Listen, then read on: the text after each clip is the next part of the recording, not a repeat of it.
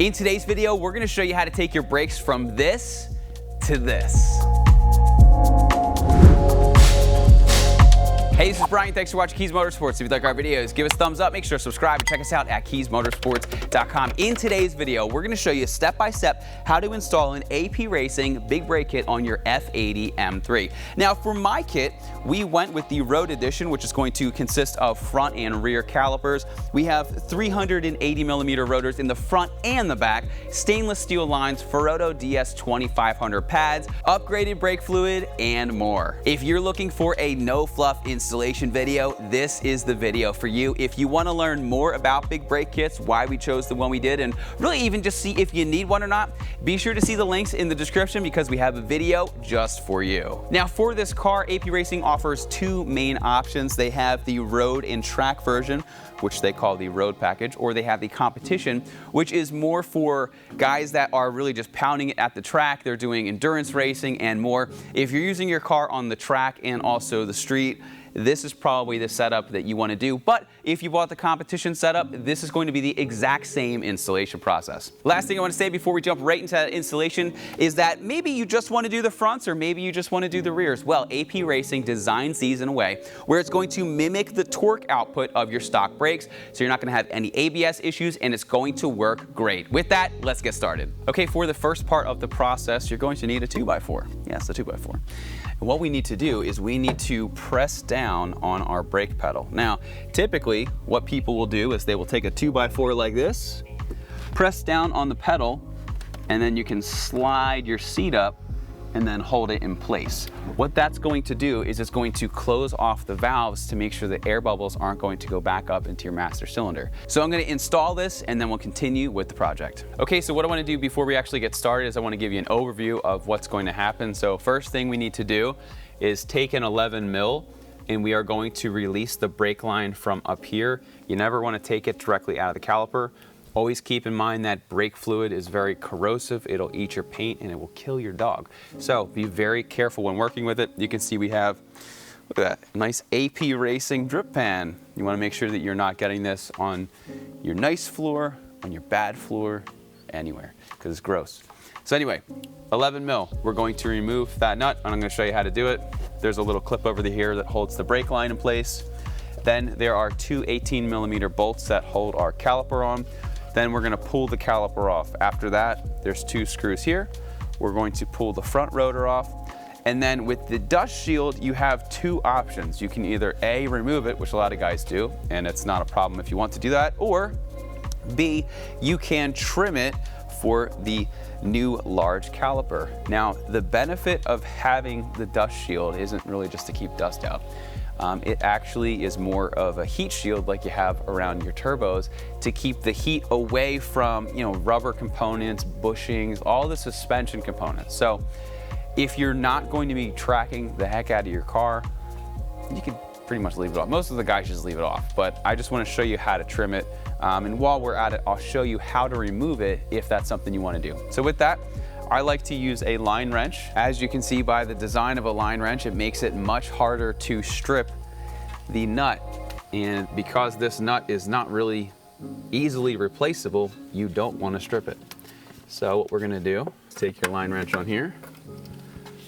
I'm going to break it loose.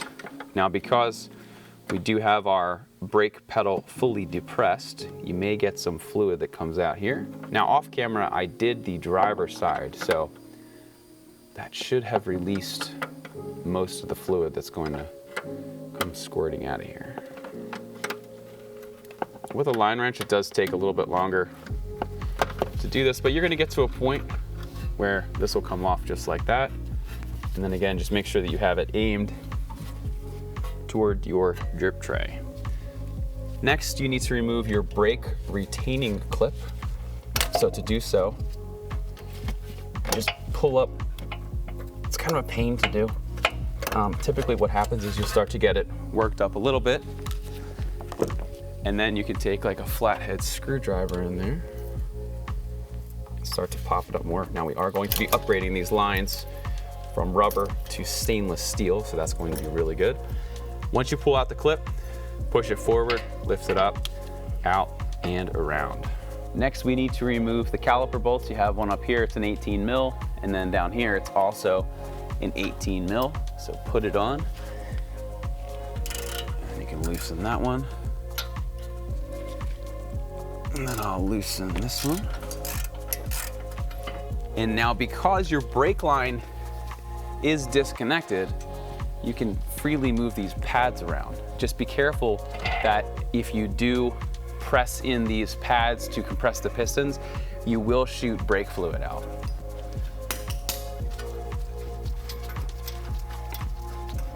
And we are not going to be reusing these bolts. We have brand new ones that come with the AP Racing kit.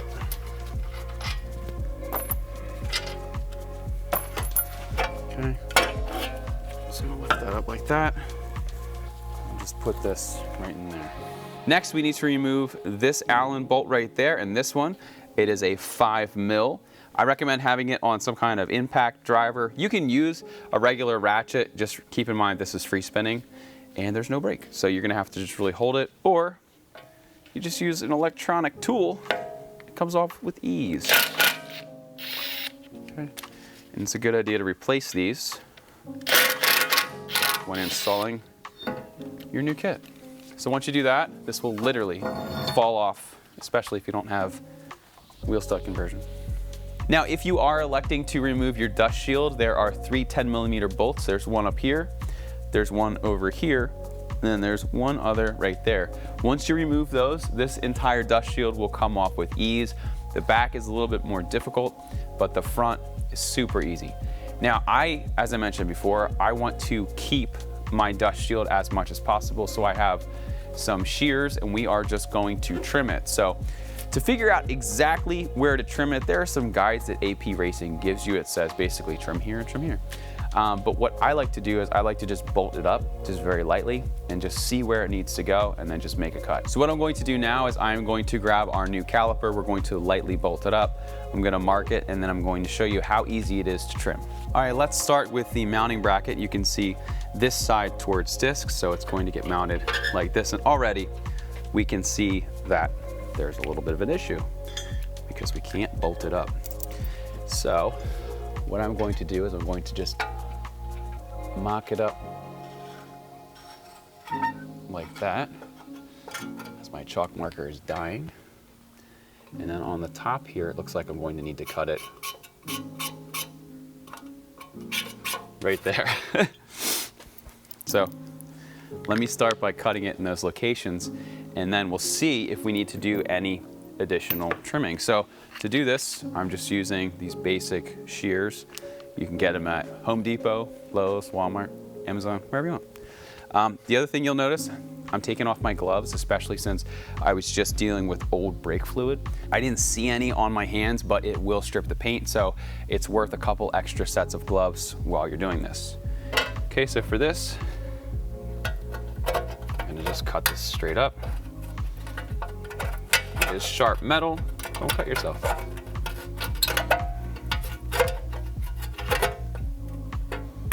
Okay, and then for the top, so you can see it's super easy to cut through. And honestly, even if you wanted to cut over here more, it's not that big of a deal because you still have all of this heat protection. So it's not an exact science here.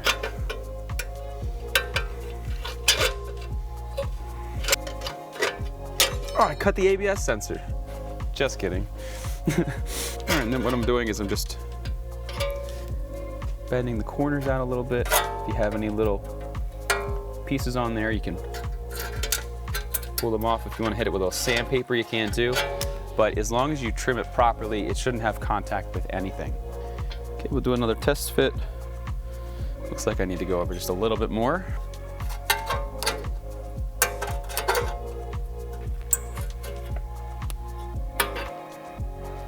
Perfect. So I'm just gonna hand thread this on for now. And I'm gonna bolt the rest of it up. And just scope it out. All right, so then again with clean hands that don't have brake fluid all over them, you just very carefully just put this pretty much where it's going to be. And as you can see, we have plenty of clearance at this point. So at this point, we are ready to actually install our bracket. So what I'm going to do is I'm just going to do it one at a time. Take the provided red Loctite, and you just want to install one drop. Okay, you don't need a ton. If you put too much on, it's going to be very difficult to get this back off again. Not that you're going to need to, but you don't want to go crazy with it. Once you have both installed, you're going to torque it down to 65 foot-pounds. Okay, so with a 19 mil, we're going to torque these down to 65 foot-pounds.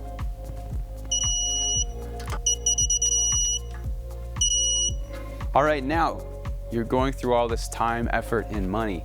You need to make sure that you clean this off really good. You want to make sure everything is sitting as flat as possible, otherwise you're going to get vibrations and other weird stuff. So what we're going to do is just take a wire brush and we're going to clean it up some.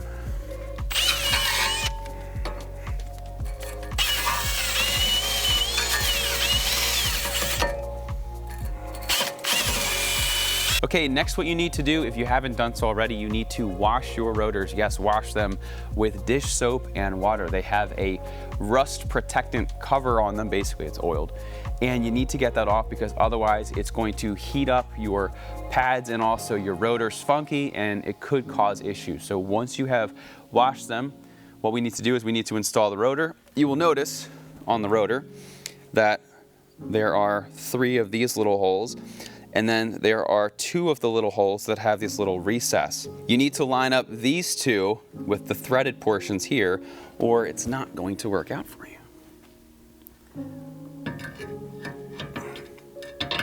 Okay.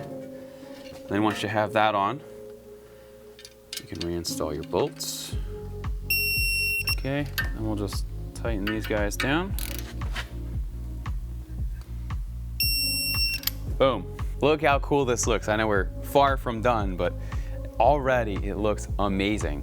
Now, when you are putting your rotors on, you need to make sure that you have them on the correct side of the vehicle, or they will not operate as intended. If you look at the top of the rotor, it's going to be the bent part of the fish hook facing forward. So top of the rotor, the bend is forward. Just think of it like this is the front of your car on the top. If you have it the opposite way, you have them on wrong. So make sure that you take special note of that feature. So with that, let's install our new caliper. Now we can take our new caliper, we can put it in place. Now before I put this on, I do want to show you that as I spin it, you don't hear any grinding because there's plenty of clearance behind the dust shield. That was one of the concerns that I initially had, but it's not an issue. Okay, so carefully put this up here. Okay, and these bolts are at 10 mil hex. And then they are going to get torqued down to 40 foot-pounds.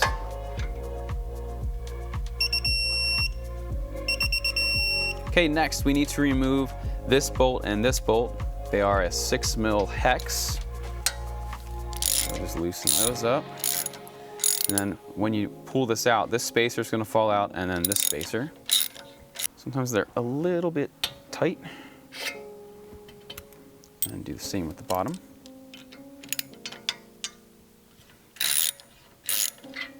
Okay. That one and that one. Now when it comes to the pads, we do have a couple sets from Ferodo. The pads that I'm going to be running are the DS2500s. These are good for both the track and also they're not super annoying for the street. So that's why I'm going to run those. I do also have these other ones here. These are the DS 1.11. This is a track pad, much louder, better braking, but much louder and not something you want to daily. So I have that for the track. And then this for the everyday. And just to give you a comparison, this is the stock pad from my F80 M3. And this is what we're going for. So it's like almost twice the size. It's amazing. One thing that you will notice on a lot of race pads, these included, doesn't have the notch for your brake wear sensor. So you are going to have to zip tie that up unless you want to send the pad to a machine shop or something and have that custom notched in. But most of the people just, especially since you're swapping out the pads so often, whether you're going from your track pads to your daily pads and whatnot, most people just zip tie that sensor up, and then you're not going to get any brake warnings or anything like that. But if your brakes are low, it's not going to tell you. So with that, let's take our pads. We are going to be using some high performance brake lubricant. We're just going to apply it in the back area where the pistons are going to be pressing on our pad. Always apply it to the back, never the front, or you're gonna have a bad day. Slide the first one in here. So when you're at the track, there's 2 pins that hold it in here that we're gonna show you in a second. And then you have the bridge pins, and then that's it. So you pop those out, and then you get your pads, you slide them out, you get your new pads, you slide them in. So if you have track pads and whatnot, it's super easy to install them at the track. Let me go do the exact same thing on the other pad. Okay, so then you're gonna take your pin, you slide it from the back to the front here, make sure that everything is lined up. Okay, that's gonna go in like that, and basically we're just going to tap it with a punch and a hammer, and then this little piece at the end is a compression fitting. You can see it has a little space, and basically it locks it in place. So we're gonna do it back there, and we're gonna do it up here. We're just gonna take this,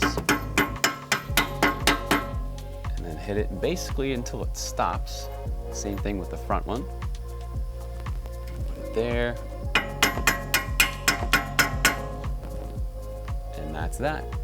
Now let's go and we'll reinstall these and also our little anti-rattle clip. Okay, now take your anti-rattle clip. I'm going to press it on like so.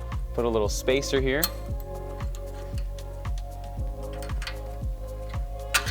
Okay, pop that through. And honestly, this is the most difficult part of this entire kit. So if you can figure out how to put an anti-rattle clip in, you're golden. Okay, got it going there.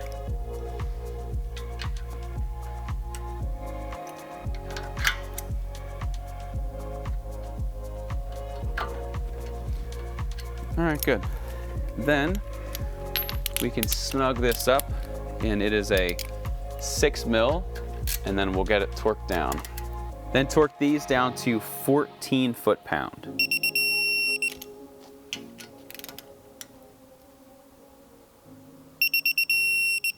At this time, we're ready to install our Spiegler stainless steel line. It's going to give us much better feel than the soft, squishy rubber one. So remove this little plastic cap out of the way. Then you're going to take your banjo bolt and you're going to put one of the crush washers on the top of the bolt like that. You're going to feed it through, and then you're going to install the other washer. You need to make sure you have crush washers on both sides. Then what I like to do is just kind of put it up here where it needs to go while I get this all lined up. Be very careful to make sure everything is threading in with ease. If this strips, you are not gonna have a good day. There we go, perfect. Okay, so then what you're gonna do is you're going to torque this down to 18 foot-pounds, and it's a 14 mil. So I like to keep it, even though I can't really see right now, I like to keep it, you know, just away from the metal.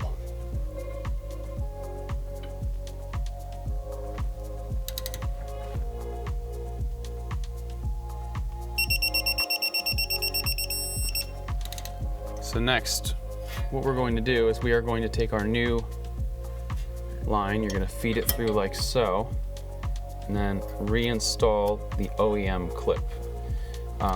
If yours isn't tight enough, what you can do is just bend it a little bit. You might need to use some pliers. Okay. Give it a little bit more pressure.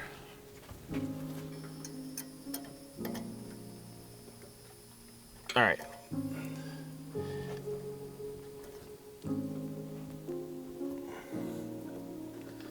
All right, so we got it to a point where it's nice and tight. The reason I use that instead of the one that's provided is I feel like you can't get the aftermarket one tight enough, but if you alter this one just a little bit, it works a lot better. Next, what you're going to do is you're going to take your brake line and you're going to very carefully thread it back into here. Remember, this is that 11 millimeter. So we're going to put these down and start to hand feed that through here. This is a compression fitting. You want to just snug it up. Don't go crazy with it because you don't want to actually strip it. Okay, so that's good. The other thing you want to do is you want to make sure that from lock to lock, nothing is getting bound and whatnot. You will notice the Spiegler puts this reinforcement in because this is the area where it bends the most. So right now, it's locked all the way this direction. What I do is go this direction. So nothing's hitting, nothing's binding. This point is gonna bend a lot, but as you can see, they do add that extra reinforcement.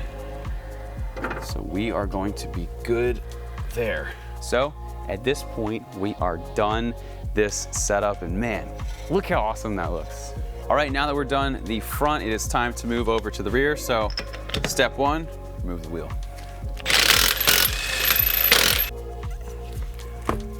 All right, so I know that you have a good understanding, but let's run through it again. So once again, 11 mil, we need to remove the brake line. We're going to pull it down. Then there are some bolts. We need to release the caliper. We'll pull that all the way off. Obviously take that other clip off. Then we have 2 more bolts here. Make sure that your e-brake is down. If your emergency brake is up right now, you're gonna have one heck of a time getting this thing off. So make sure that that's done. This is especially gross in here. We'll give that a quick clean. And with that, let's get started by removing the brake line. Always go really slow, especially on the first 1 or 2 that you do, to make sure that you don't get shot in the eye with brake fluid. Okay. All right, once again, pull that down. Oh yeah, I forgot, this side doesn't have the retaining clip, so you don't even have to worry about that. Look at that. Okay, and grab your favorite 18 mil. Preferably one that has good leverage. Okay, and then what we're gonna do is after I get this bottom bolt out, and you don't have to wait until then, I am going to remove our brake wear sensor because that's just gonna get tied up. We're not actually going to be using it. And then again, make sure you have some kind of drip tray because I'm dripping brake fluid right now.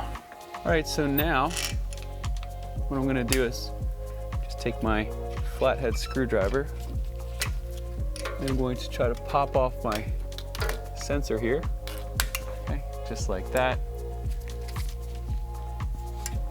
I'm gonna pop it out from over here, and then that is going to get zip tied up. So now that that's out of the way, we can remove the other 18 millimeter bolt. Okay, once I have the bolts out, just take this, put it in a safe spot. Then you can remove these 2 bolts again with a 6 mil hex. The rotor should come off with relative ease. Boom, like that. All right, I'm gonna try to get some of this rust off, try to make it look a little bit better.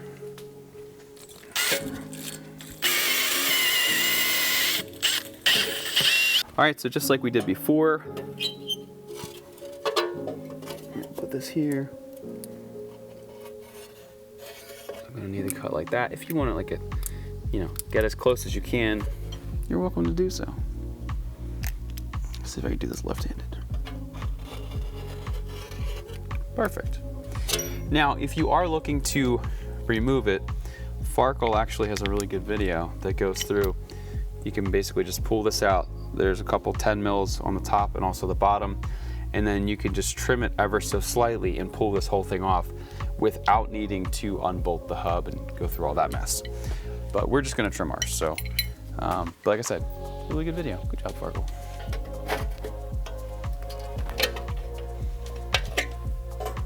All right, and now we have all the clearance we need, so let's do a little dry fit.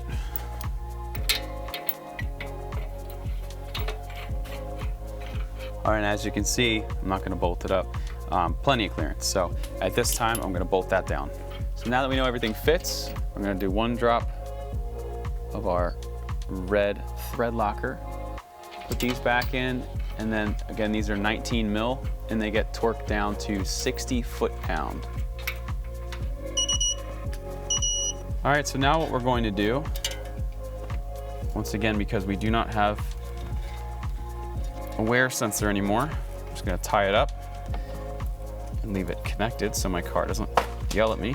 All right, just like we did before, we need to line this up correctly. Pop it on just like that. And then I have some new stainless bolts we're gonna throw in here. Yeah, these bolts don't really do anything. You just don't want them seizing up. All right, good. All right, and we can put our rear caliper on. We are so close. And then these get torqued down to 40 foot-pound. And once again, it is a 10 mil hex. Now in these kits, just so you know, everything is marked. But you want to make sure that the bleeder screw is always at the top if you have any question on what's what. All right, now take your 6 mil. We need to remove these bolts here, just like we did on the front.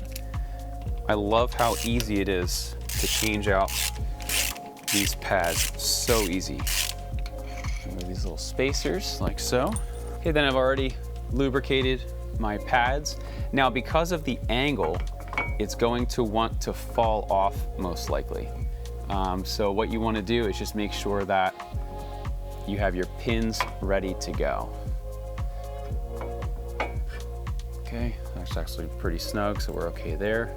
And don't get any of this grease on that rotor. Okay, that one, see if I let go of that, that would just fall on the floor. And that would really stink.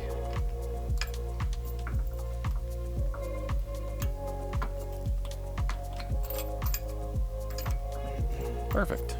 Okay, then you can just pop those pins in just like we did on the other side. All right, so then we're gonna take our little clip here to keep things quiet. Put our spacer in. And then you can install these bolts. Okay, let's remove this little cap. This cap is a really good idea to install this in your old brakes you're removing.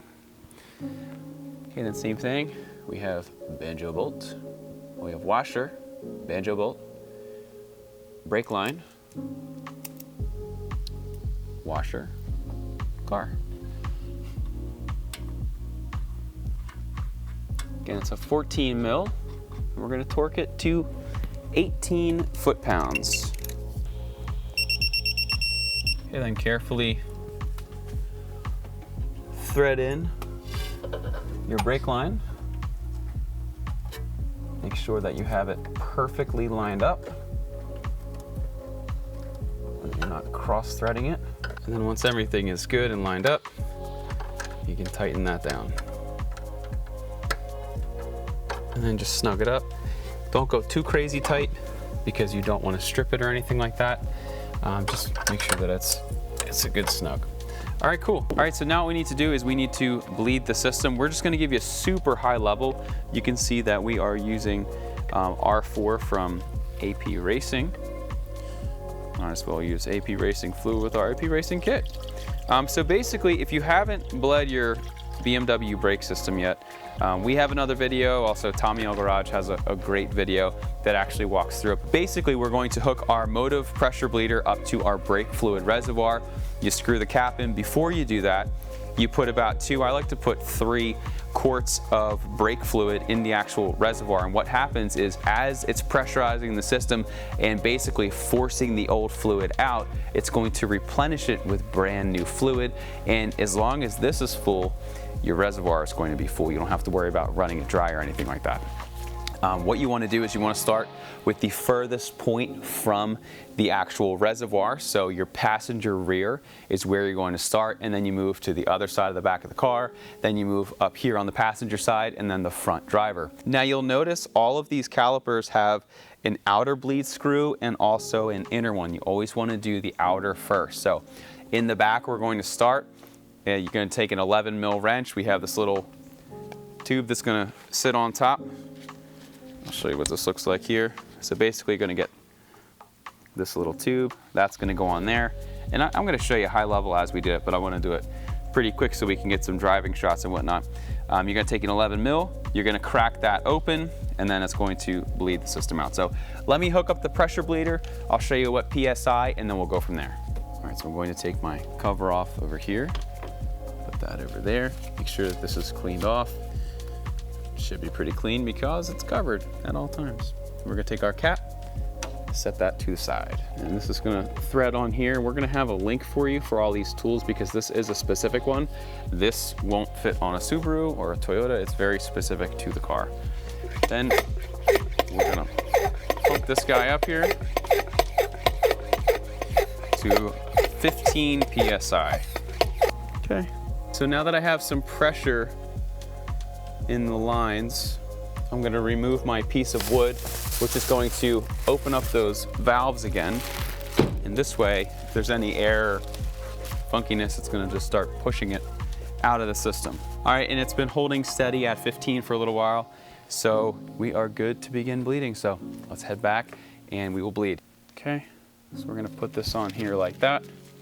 Take our 11 mil. It's always best to use a line wrench like we used earlier, but the problem is, sometimes it can be difficult to get it back off. Oh, look at all that air. Get out of there. So basically we're going to go until we just see the fluid and also we get rid of these bubbles. Now keep in mind we did just put new brake system on, so bubbles are to be expected. You can see already that the bubbles are starting to go away. Now some guys, what they'll do is they'll tap their brakes, some with mallets. I like to use my hand because I don't want to hurt them. I pay a lot of money. And then while your brakes are bleeding, just keep coming back to this and keep it between 10 and 15. You really don't need to pump it up if it's really below 10 or so, but you have to make sure that you keep an eye on that because if that pressure stops, you can suck air into the system, which you don't want. I'm going to gently tighten that. Now I am going to do this twice. I'm going to do it now and then we're gonna come back and do it one more time. But now I'm going to go to the back bleeder. I'm going to do that exact same thing on the inside. Now because you've already pulled most of the air out of the system by doing the outer one first, the inner one typically goes a lot faster. Now, I'm not really too worried about the exact speed of this, but there's a couple bubbles initially and it's already calmed down quite a bit. Carefully take this off. Again, it's very corrosive. If you get any on your caliper at all, get it off now because otherwise it's gonna ruin your finish. All right, now that you know how to do it, do the exact same thing on the driver's rear, because again, you wanna go from furthest from the reservoir to closest. So start here, go over there, and then go up front, passenger front, and then driver, and then I'm actually gonna go through and do it again after I do that, just to make sure that I've got everything perfect. So I'm gonna keep going, and for you, we're gonna time lapse it.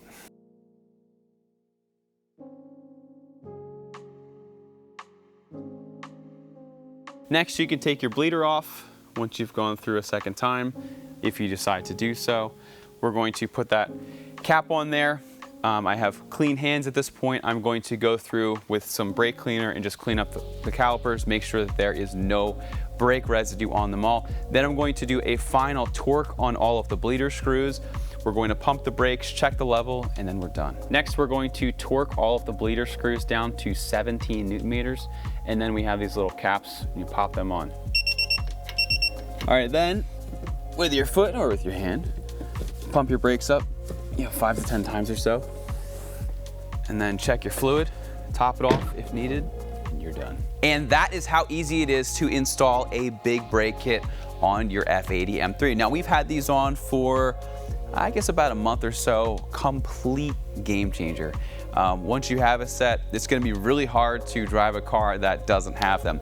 Whenever you finish doing your brakes, you always want to pump that pedal about 10 times or so.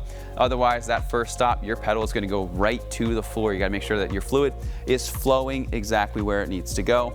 The other thing that I want to let you know, it's very important that you follow the manufacturer's recommended bed-in process. We're not going to go through that today, but basically you're going to go through a series of stops where you start at 60 miles an hour or so, get down to 10, you repeat it over and over to make sure that you transfer a layer of pad material onto the actual rotor. It's going to enhance your grip, it's going to extend the pad's life, and it is the proper way to do that, but it's a little bit detailed, so we're going to leave it down in the description for you. Maybe we'll make a dedicated video on that, because we could totally make that its own video. But anyway, once again, my name is Bryan, that's Zach behind the camera. Thanks for watching Kies Motorsports. If you like our videos, give us a thumbs up, make sure to subscribe, and check us out at KiesMotorsports.com. And once again, if you're interested in the brake kit we installed, the tools, the bedding procedure, and more, including why you might even want to do this, be sure to see the links in the description. Once again, thanks for watching, and we'll see you in the next video.